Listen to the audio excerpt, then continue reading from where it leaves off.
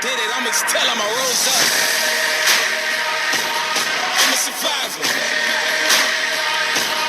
Fight for my life. I'ma get stronger. I will arrive. I'm a survivor. Fight for my life. I'ma get stronger. What's up guys, welcome back to the channel. So today we are going to go through my Premier League predictions for game week 3. Before we get into the predictions guys, please be sure to hit the like button and subscribe to this channel. We are on the road to 150 subscribers. So if you haven't already, please be sure to hit the subscribe button, please get involved, and let's get straight into the predictions. So last week in the Premier League, I racked up a total of 9 points in my predictions. That is a very, very good result. I will take that any day of the week. I'm doing far better in the Premier League than I am in the Championship. So yeah, let's keep this good run going, shall we? So the first match in the Premier League is Arsenal versus Brighton. So last week Arsenal went and beat Aston Villa 2-0. Very, very good result for Arsenal there. It carries on their hopes of winning the Premier League title this season. And Brighton went and beat Man United 2-1 at home. So Brighton are doing really well against United, aren't they? Isn't that like 5 wins against Man United in a row now or something? I don't know. They're just doing really, really good against Man United now. Arsenal, obviously, they want to keep their title hopes going, so they have to win matches like this in order to do so. However, Brighton are a very difficult side to beat so far this season. We've seen that in the past 2 games. You know, Brighton beat Everton and now they've beaten Man United. So Brighton are no pushover. They are a very, very good side. And Arsenal need to realise that, and I think they will. For this match, I will make Arsenal favourites considering they are trying to go for a league title, and I'm going to back Arsenal in this one. I'm going to go with Arsenal to win 2-0.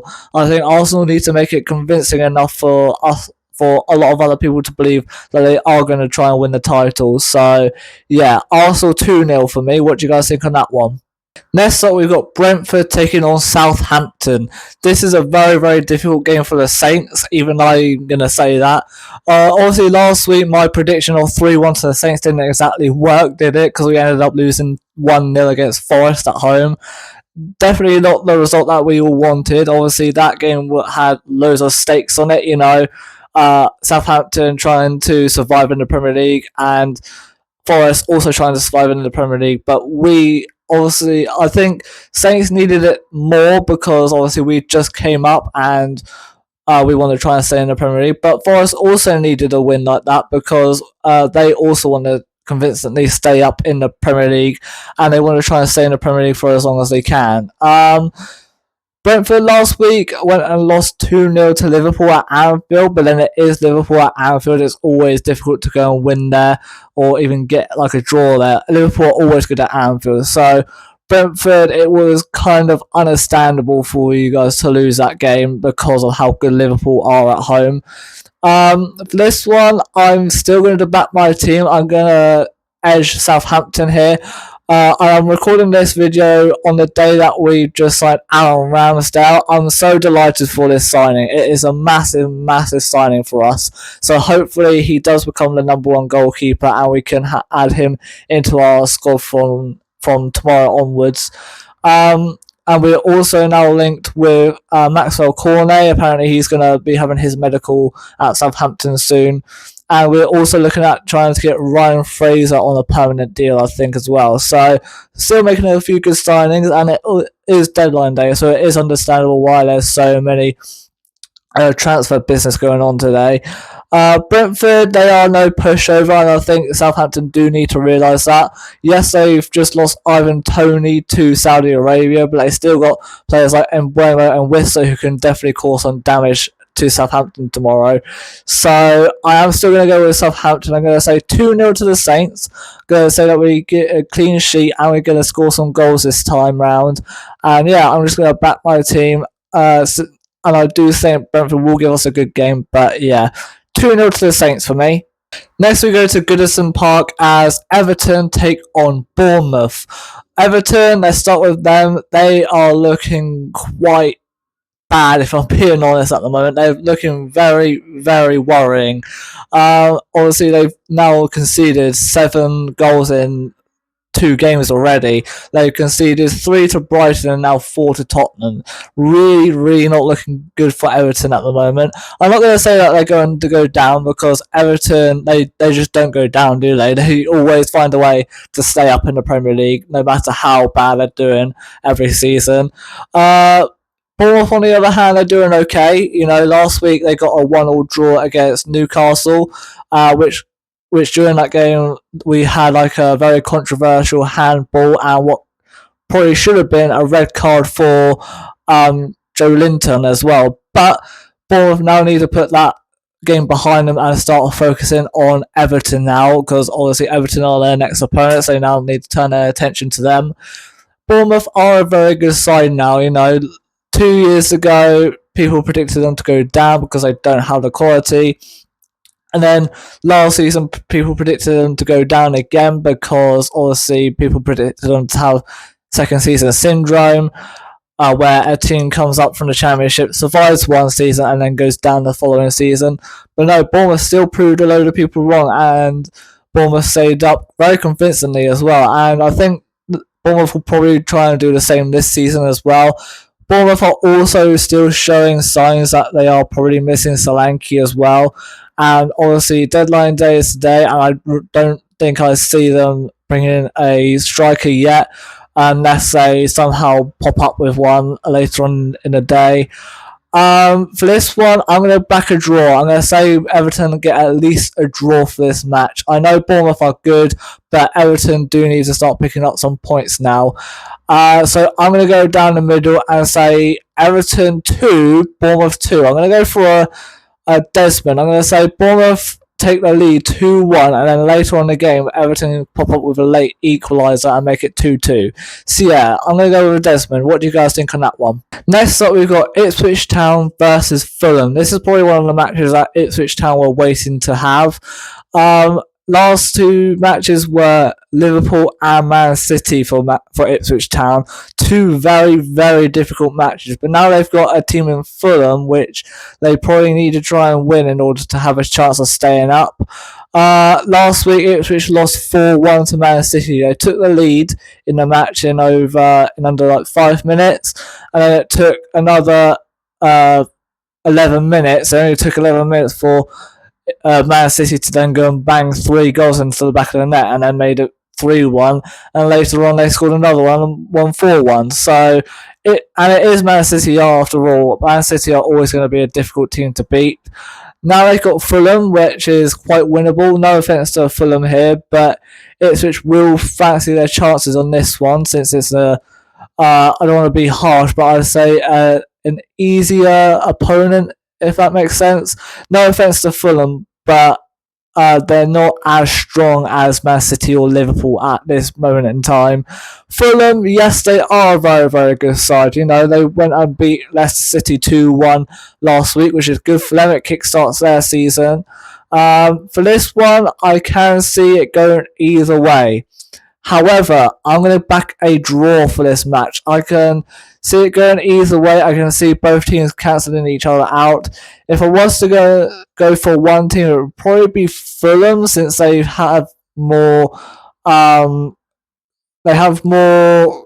quality in them, and I do think they could possibly beat Ipswich here. I also see Ipswich possibly beating Fulham here. However, I am going to go for a draw. I'm going to go with a 1-1 draw for this match. Next up, we've got Leicester City taking on Aston Villa. Difficult opposition for Leicester here. Obviously, Aston Villa trying to do really well in the Champions League this season, and also trying to do really well in the league again. Last week, Aston Villa lost 2-0 to Arsenal at home, so their confidence might be dropped a little bit here. Their confidence might be a little bit low, but then it's Aston Villa. Sometimes they come straight back and win games like this. Leicester City lost 2-1 against Fulham last week, which isn't a great result, but they might be able to bounce back here. Obviously, the last time they were at home, they got a draw. They got a 1-1 draw against Spurs. Will they get something here against Aston Villa? I can definitely see it, because if they can do it against Spurs, they can possibly do it against Aston Villa as well. However, I might back Aston Villa here. I think they just have a little bit more quality than Leicester. They've still got players like Ollie Watkins and Leon Bailey and Tielemans who can possibly get some really good goals in this. Leicester have some very good players themselves. However, I just don't think they're going to have enough quality here. And I'm going to back Villa to win this match 3-1. What do you guys think on that one? Next up, we've got Nottingham Forest taking on Wolves. This could be a very good match. It's a sort of a Midlands derby, as some of you guys might call it. Nottingham Forest last week, they went and beat Southampton 1-0, and I was at the game because obviously you guys have seen the matchday vlog. And I will say that Nottingham Forest, when they played us, they played very well. From start to finish, they were all over us. They pressed us well. They got lots of good shots in. They were doing loads of stuff that we should have been doing. They were doing stuff that we weren't doing, which was really annoying as a Saints fan because obviously we got beaten by them, and it was very clearly and very obvious that they were possibly going to win that because Saints just weren't really in it that day, if I'm being honest. But Forest, they're doing really, really well. They've made a few good signings. I can see them doing quite well this season, actually. Wolves, on the other hand, went and got absolutely smashed 6-2 by Chelsea. Who saw that one coming? I definitely didn't. Wolves definitely off to a bad start, just like Everton. And I think they need a game where they can really pick themselves up and try and climb up the table a little bit more. However, because of that heavy defeat, I think the players' confidence is going to be quite low, and obviously Nottingham Forest's confidence is going to be really high after that win over Saints. So I am going to back Forest here, and no, I haven't got an agenda against Wolves. I just think that because of your loss last week, that your players might have a little bit of a dip in confidence. Not saying that they definitely won't get something out of this game. I can definitely see Wolves getting something. However, I am going to back Forest. I'm going to go with Nottingham Forest 2, Wolves 1. What do you guys think on that one? Next, we come to the London Stadium as West Ham United take on Manchester City. Difficult game for West Ham here. You know, we all know how good Manchester City can be. Last week, both teams picked up some very good wins. West Ham beating Crystal Palace 2-0 at Selhurst Park. And Man City went and beat Ipswich Town 4-1 at the Etihad. So both teams coming into this match with a lot of confidence. West Ham definitely have a lot of good players that can cause Man City some problems. Obviously, they've got the likes of Somerville, Fulkrug, and Max Kilman that are coming in the door that can possibly cause Man City some problems. And they've already got players there that can cause problems as well, such as Bowen, Kudus. They've got Aaron Wan-Bissaka now. They've got Alvarez there. They've got lots of players in there that can definitely cause Man City problems. And we saw some of that last season on the last game, I think it was, where they were playing at the Etihad. And who remembers that bicycle kick from Kudus? That was a very good goal. So West Ham definitely have the tools to try and beat City here. But it's Man City. It's a brand new season. Man City are trying to win the league for the 5th time in a row, which will be which will be a very incredible thing to do for Man City there. It's definitely a record in the Premier League if they do manage to do it. For this one, I do make Man City slight favourites because it's Man City. They've got lots of good players such as Haaland. Savinho looks really good. They've got Kevin De Bruyne and Foden still. We all know what players Man City have. So, yeah, I'm sort of leaning towards Man City here.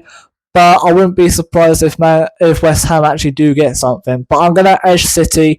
I'm going to go with West Ham 1, Man City 2. What do you guys think on that one? Next we come to the Sunday games, and the first one up is Chelsea versus Crystal Palace. This match is being held at Stamford Bridge, so Chelsea are at home for this one. Let's start with Chelsea. Last week they picked up a very outstanding 6-2 victory over Wolves. Like I said, who saw that one coming? a lot of us probably didn't. That was a very surprising result, so well done, Chelsea. Chelsea are a very weird team now, aren't they? They pick up results like that, and then there's games like this that they could probably go and lose. That would be a very Chelsea thing to do nowadays. But I do see them winning this one. Crystal Palace still trying to find their feet in the Premier League this season. Obviously, they lost to Brentford on the opening day, and now they've lost 2-0 against West Ham. So Crystal Palace still trying to find their feet this season. I do make Chelsea favourites because of their win last week, and Chelsea have a lot of good players. Crystal Palace do have a lot of good players themselves. You know, they got Eze, Mateta. They've got players like Mitchell, who's a defender who can be really good as well. Yeah, Crystal Palace have a few good players. However, I am going to edge Chelsea. I'm going to say Chelsea 3, Crystal Palace 1. What do you guys think on that one? Next up, we've got Newcastle versus Tottenham.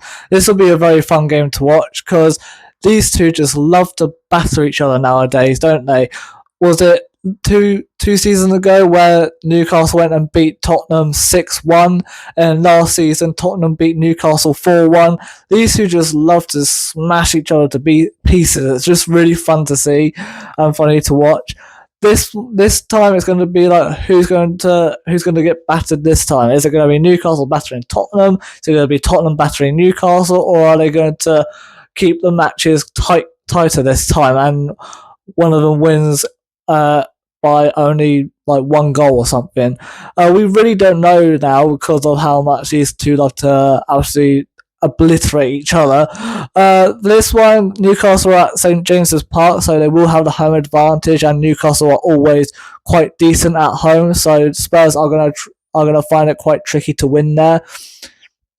Last week, Newcastle picked up a 1-1 draw against Bournemouth in that controversial game that had a lot of question marks on it over like the handball and the potential red card for Joe Linton, and Tottenham went and beat Everton 4-0. So Tottenham will probably come into this match with more confidence than Newcastle, so it will be very fun to watch considering Newcastle are at home and Tottenham having a lot of confidence.